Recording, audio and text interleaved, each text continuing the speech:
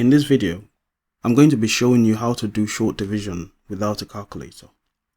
But before we get into the example, there are some key fundamental things we have to understand about division and how it relates to multiplication. Suppose we have 4 times 3. You should know by now that it gives you 12.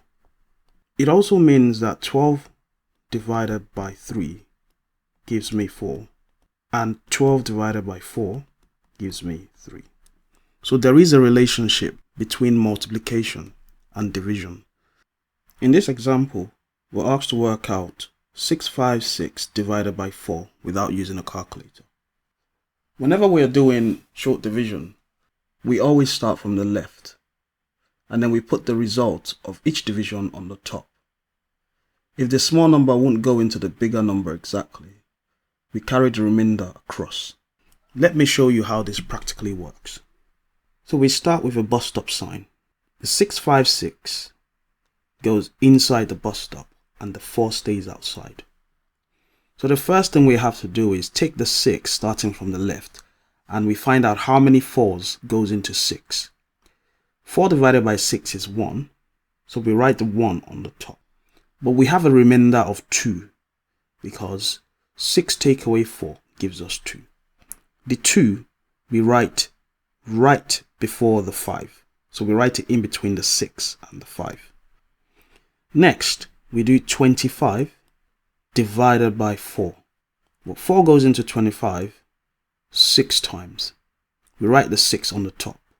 6 times 4 is 24, so 25 take away 24. We have a remainder of 1, which we write between the 5 and the 6. Finally, we do 16 divided by 4. 16 divided by 4 is 4. So now we have no remainder and we finished our division.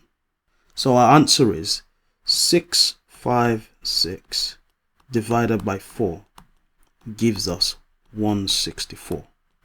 Another relationship here is 656 divided by 164 gives me 4. And the final relationship is 164 multiplied by 4 gives me 656. We can also write that in a number triangle. So this means if you're dividing 656 divided by 164, it gives you 4. And 656 divided by 4 gives you 164, which is the number on the left.